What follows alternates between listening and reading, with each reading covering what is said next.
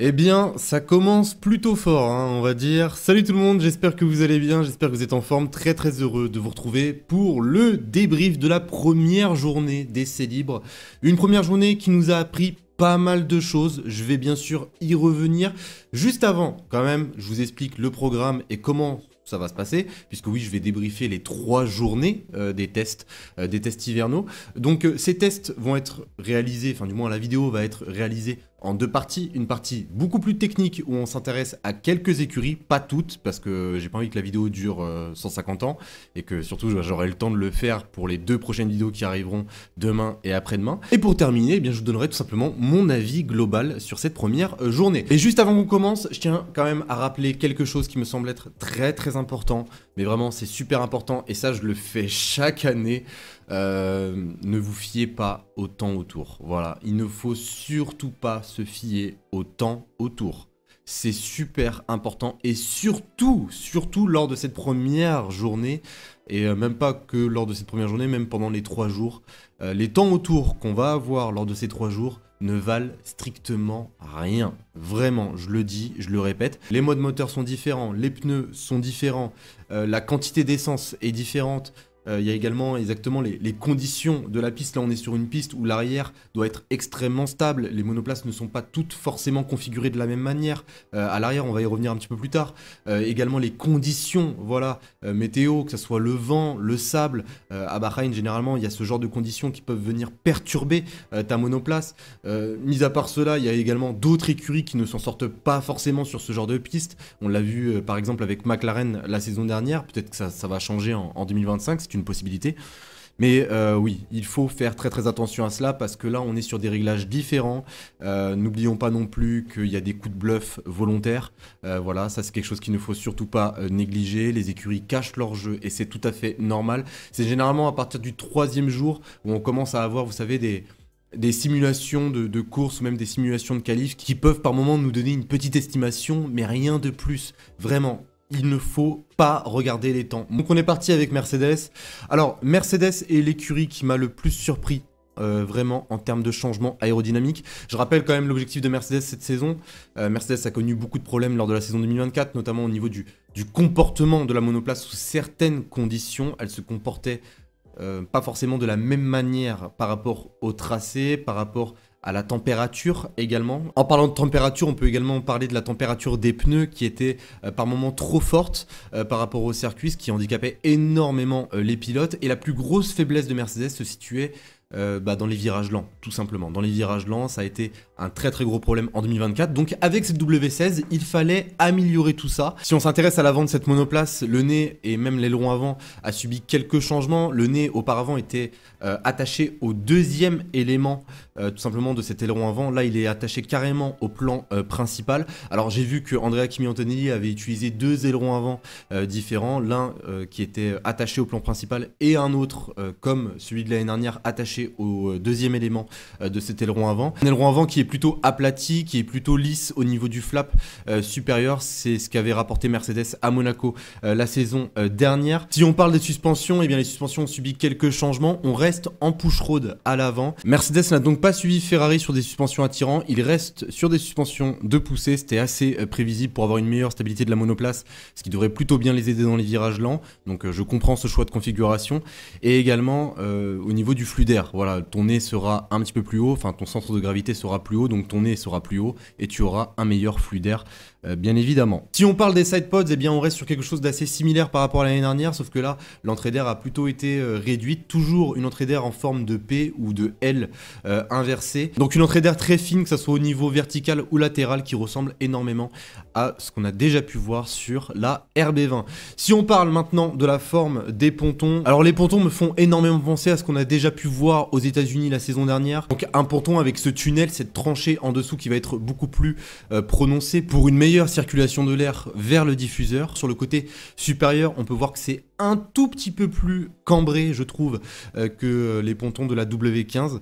Donc encore une fois pour un meilleur flux d'air. Autre changement, c'est au niveau du capot moteur. Donc un capot moteur à peu près similaire, toujours avec certaines ouvertures d'air, comme vous pouvez le constater dans le rectangle rouge, des ouvertures d'air toujours sur les côtés de cette W16. Au niveau de l'aile de requin, on est à peu près sur quelque chose d'assez similaire par rapport à l'année dernière et pareil pour le capot moteur. Au niveau du fond plat, on est totalement sur une spécification qu'on a déjà vue au Grand Prix de Belgique. Il y a quelques changements, mais on reste à peu près sur le même système de fond plat, pas de changement majeur à ce niveau-là. Et le dernier changement que je peux vous citer concernant Mercedes, Mercedes a décidé de ne pas reculer le cockpit. Je rappelle quand même que Ferrari, avec la SF25, a reculé le cockpit pour une meilleure compréhension des pilotes. Ce n'est donc pas le cas chez Mercedes pour cette W16.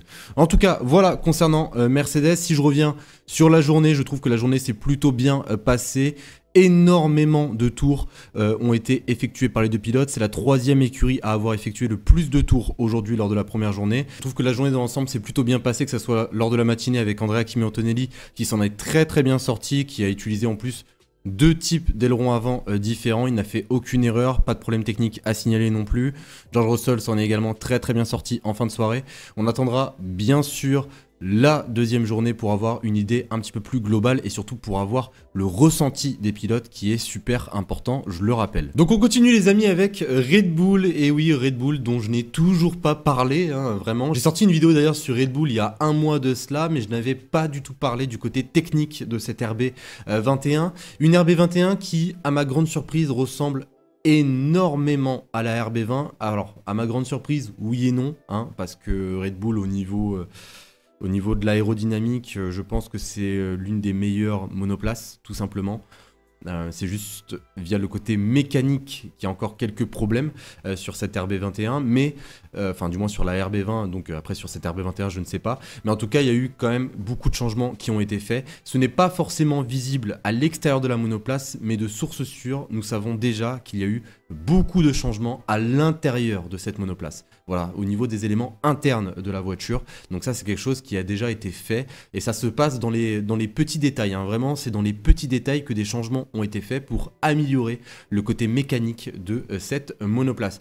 Il faut savoir, et si on parle des objectifs de Red Bull lors de cette saison 2025, les objectifs sont clairs, bien sûr, essayer d'enlever les faiblesses qu'on a déjà pu apercevoir en 2024, comme par exemple au niveau de la fenêtre de fonctionnement, une fenêtre de fonctionnement qui était bien trop étroite. C'est difficile de configurer cette RB20 sur différents tracés, donc il fallait améliorer cela. Après, attention, hein, puisque élargir la fenêtre de fonctionnement peut te faire perdre une certaine performance pure, on va dire. Donc j'imagine que Red Bull a longuement travaillé sur cet aspect lors de l'hiver. Je vous parle de l'aileron avant qu'on a pu voir aujourd'hui lors des tests. Bon, on peut dire que le dernier volet de cet aileron avant a quand même changé d'une certaine manière. Red Bull avec cet aileron avant va probablement redistribuer la charge d'une différente manière sur cet aileron avant. Pour les suspensions, Red Bull est bien sûr resté sur les pull road, similaires à celles de l'année dernière, avec un style anti-dive plutôt bien prononcé comme McLaren. Au niveau des side pods, on remarque qu'il y a eu quand même une réduction du volume de ces side pods, toujours hein, avec une forme overbite au niveau de l'entrée d'air. Cette forme d'overbite est de plus en plus présente, donc avec la lèvre supérieure qui va venir s'élargir vers l'avant de la monoplace. Donc voilà, cette forme est de plus en plus présente. On peut le voir sur la Mercedes, on peut le voir sur la McLaren, sur la Williams, sur la Aston Martin. C'est vraiment la tendance qui a été établie par les écuries lors de la fin de saison 2024 et c'est quelque chose qui est encore une fois réutilisé pour cette saison 2025. Pourquoi ? Eh bien tout simplement parce que ça fonctionne, hein, bien sûr. Mis à part la forme des pontons, le fond plat a subi également quelques changements. Donc voilà, concernant Red Bull, pas énormément de changements. Comme je vous l'ai dit, les changements majeurs se trouvent probablement à l'intérieur de cette monoplace. Malheureusement pour le voir ça va être un petit peu plus compliqué. Pour la journée de Red Bull, 132 tours ont été effectués par les deux pilotes, que ce soit Liam Lawson le matin et Max Verstappen le soir. J'ai trouvé la Red Bull plutôt convaincante, certes il y a quelques lacunes, des fois les pilotes ont tendance à perdre la monoplace, d'ailleurs Liam Lawson a pu faire une erreur ce matin, mais je pense que c'est plus dû à une configuration, enfin du moins à une mauvaise configuration de l'arrière. Par contre, mis à part cela, je trouve qu'elle s'en sortait plutôt bien dans des parties du tracé un petit peu plus compliquées, comme par exemple dans le premier secteur, du premier virage au troisième, c'est là où les monoplaces perdent par moment l'arrière, et bien la Red Bull était quand même très stable à ce moment-là. Bon, on a parlé de Red Bull, maintenant on va parler bien sûr de Racing Bull, et oui, puisque la Racing Bull de cette année, et là je vais vous le dire directement, et ça sur n'importe quel aspect, ressemble comme deux gouttes d'eau à la RB20. vraiment, comme deux gouttes d'eau à la RB20, que ce soit au niveau de l'entrée d'air, des pontons toujours en overbite, toujours avec une entrée d'air verticale et latérale en forme de P ou de L inversée, comme l'avait déjà fait la Red Bull, que ce soit par rapport aux suspensions également, les suspensions qui ont totalement été repris de la RB20 avec un aileron avant similaire, mais qui a quand même quelques changements, surtout au niveau des points de fixation de cet aileron avant, donc ça peut avoir quand même un impact, hein, bien sûr, pour modifier la direction du flux d'air, pour avoir un meilleur écoulement de l'air sur l'aileron avant. Si on reste sur ces ailerons avant, je peux également vous dire que la corde des deux flaps en blanc, eh bien, a été tout de même réduite par rapport à la saison dernière. Et également, dernière chose à prendre en compte concernant ces Racing Bulls, les suspensions restent exactement les mêmes. Je vous parlais des suspensions avant et c'est également pareil pour les suspensions arrière. Pour les suspensions avant, on reste sur les pull road, c'est exactement la même suspension que la RB20 et à l'arrière, on reste sur des suspensions de poussée. Donc pour Racing Bull, c'est assez rapide, hein, mais c'était quand même assez prévisible. Encore une fois, on est sur une RB20 B. J'espère juste que les performances augmenteront par rapport à la saison dernière. Ça serait vraiment dommage de retrouver encore une fois Yuki Tsunoda et également Isaac Hadjar en fin de grille dû à un manque d'évolution ou peut-être même à un manque d'innovation. Et on va terminer avec Alpine. Alors ne vous inquiétez pas, hein, bien sûr ne vous inquiétez pas, ce n'est que la première journée de test, hein, j'aurai l'occasion d'aborder d'autres écuries demain et après-demain. Là j'ai vraiment voulu me concentrer sur les écuries dont je n'avais toujours pas parlé jusqu'à présent. Demain on parlera d'Aston Martin, on parlera probablement de McLaren, de Ferrari, pourquoi pas. Mais la dernière écurie que j'ai envie d'aborder avec vous aujourd'hui, c'est Alpine.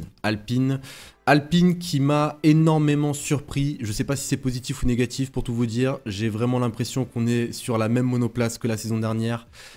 Si on parle des changements qui ont été faits, qui ont été effectués sur cette monoplace, on est à peu près dans le même style que Red Bull. Alors je ne sais pas ce qui s'est passé à l'intérieur de cette voiture, donc, pour l'aileron avant, on est sur quelque chose d'assez similaire. Au niveau des suspensions, on est encore une fois sur quelque chose de similaire.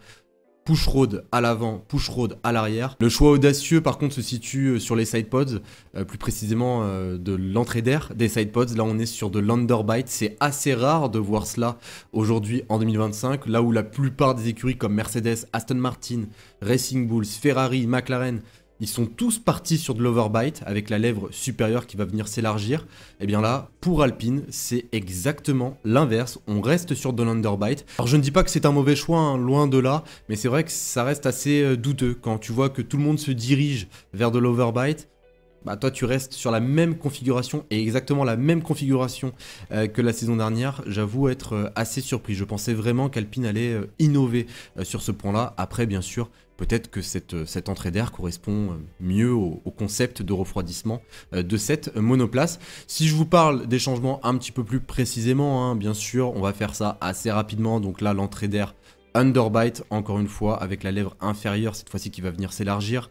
Les petites ailettes sur les côtés du pilote qui sont toujours présentes, voilà, elles étaient présentes la saison dernière, c'est toujours le cas, donc des ailettes qui vont créer une certaine déflexion. Au niveau du tunnel et des sidepods, il n'y a pas eu énormément de changements, mais on reste à peu près sur quelque chose d'assez similaire par rapport aux autres écuries, avec ce long tunnel qui va venir en dessous du sidepod, cette tranchée.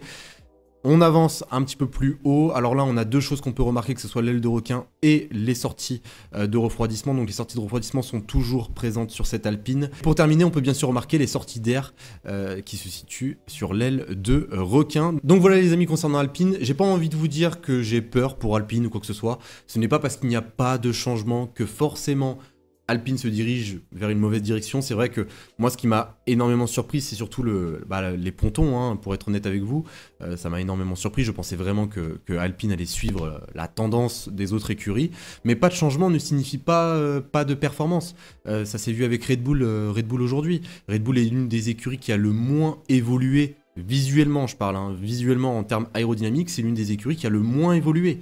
La RB21 ressemble énormément à la RB20.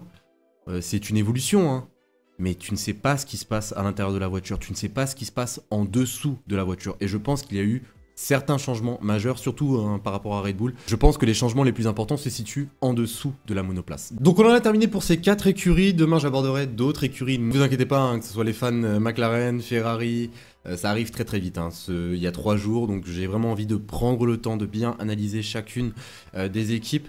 Maintenant, si je dois faire le bilan de cette première journée d'essai libre. Alors le premier objectif des écuries, ça a été bien sûr de collecter des données aujourd'hui. Donc beaucoup de collecte de données, notamment dues aux grilles qui ont été installées sur l'avant et l'arrière des monoplaces qui permettent de mesurer la vitesse de l'air, son angle d'écoulement, sa pression et même sa température. Également de la peinture fluo, le Flowvis qui a refait son apparition, qui permet bien sûr d'avoir une meilleure lecture du comportement du flux aérodynamique sur la carrosserie. Donc oui, beaucoup de moyens pour pouvoir collecter des données, ça a été le principal objectif des écuries aujourd'hui et c'est bien normal, on n'est que dans le premier jour. On teste beaucoup de choses, on reste pour la plupart des écuries sur des pneus médiums. On pense que les simulations sur les longs relais ont déjà commencé, des changements également sur certains aspects aérodynamiques. On a pu voir beaucoup d'écuries, Mercedes, Aston Martin changer d'aileron avant, également des monoplaces qui étaient instables par moment à l'arrière. Je parle des top teams, plus précisément Ferrari, McLaren, Red Bull. On a pu voir Lewis Hamilton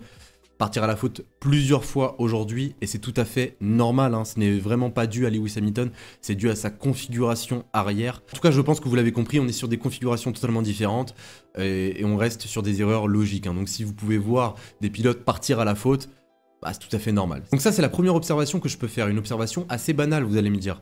C'est quelque chose qui est plutôt logique. La deuxième observation, par contre, si on parle un petit peu plus technique, eh bien, quand même, les monoplaces se ressemblent énormément. Ça, j'ai envie de vous dire que c'est une très très bonne chose de mon point de vue. Parce que là, on arrive à la fin d'une réglementation, c'est normal que les monoplaces se ressemblent, les écuries sont en train de pousser le concept au maximum.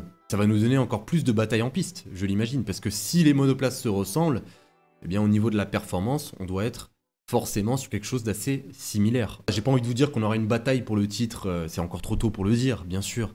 J'ai pas envie de vous dire qu'on aura une bataille pour le titre, mais pour moi, c'est moins probable qu'on ait une écurie qui domine tout, comme ça a été le cas lors des années précédentes. Pour moi, ça me semble un petit peu moins probable. C'est une possibilité également, hein, qu'une écurie domine d'une certaine manière, bien sûr. C'est une possibilité, mais là, on est tout de même sur des monoplaces qui se ressemblent énormément, qui sont à peu près toutes sur le même concept, enfin sur des concepts bien sûr différents, mais qui se ressemblent. Donc une domination me semble un peu moins probable pour le moment. Voilà, de ce que je peux voir au niveau technique. Et le dernier point les amis que je voudrais aborder avec vous, et là c'est quelque chose de beaucoup plus spécifique, j'en parlerai probablement pas demain, mais c'est bien sûr les ailerons flexibles. Et oui, les ailerons flexibles, alors pour ceux qui ne le savent pas, allez voir juste ici, voilà, je vous ai sorti une vidéo où je vous explique exactement ce phénomène d'aileron flexible qui revient chaque année, d'année en année. À chaque fois, on augmente la flexibilité des ailerons. Les écuries trouvent une certaine zone grise du règlement pour pouvoir améliorer cette flexibilité. Avoir un aileron flexible va te donner une meilleure vitesse de pointe, moins de traînée puisque l'aileron va venir s'abaisser en pleine ligne droite. Arriver dans les virages, vu qu'il est flexible, il va venir se relever et donc te redonner un certain appui. Et ça, je le rappelle, avec la TD18 et la nouvelle directive de la FIA, pour le Grand Prix d'Espagne, c'est mort. Tu ne peux plus avoir cette fameuse flexibilité. Enfin, du moins, tu peux bien sûr avoir une certaine flexibilité, mais ça sera nettement réduit. Et surtout au niveau de l'aileron avant, parce que pour l'aileron arrière, ça sera directement le cas en Australie. Pour l'aileron avant, il va falloir attendre le Grand Prix d'Espagne. Et donc je me suis un petit peu penché sur la flexibilité de certains ailerons avant, et j'avoue qu'il y a certaines écuries...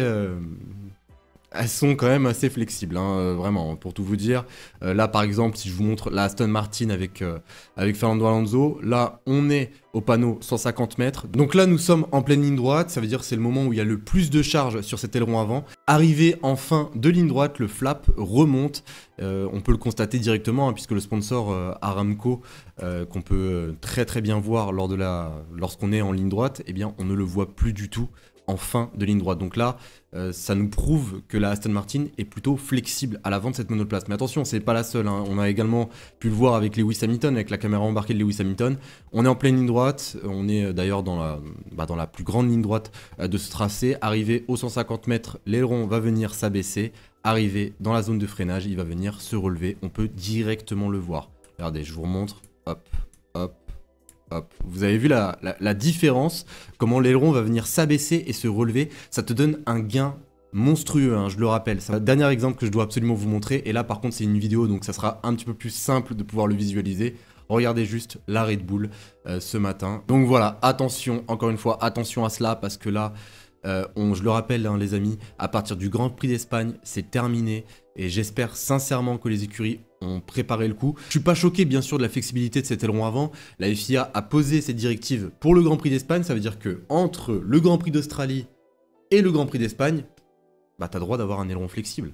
Maintenant, bah oui, c'est autorisé, donc je suis pas choqué. J'ai juste peur que les écuries qui s'en sortent très très bien avec un aileron flexible qui va venir encore plus mettre en avant leur concept, se retrouvent, excusez-moi du terme, mais en galère à partir du Grand Prix d'Espagne. Vraiment, c'est ma plus grosse peur. Voilà, concernant les ailerons flexibles, je me devais de vous en parler. En tout cas les amis, on en a terminé pour cette première vidéo concernant les tests hivernaux, enfin du moins la première journée des tests hivernaux. Ne vous inquiétez pas, je parlerai des autres écuries demain et après-demain, ne vous en faites pas. Donc si vous voulez ne rien louper, bah abonnez-vous, laissez un petit pouce hein, également si ça vous a plu. Abonnez-vous, activez la petite cloche des notifications, comme ça au moins vous serez directement au courant de la sortie de la vidéo. Sur ce les amis, eh bien, je vous souhaite une excellente journée, une excellente soirée et je vous dis à demain pour la deuxième journée de ces tests hivernaux.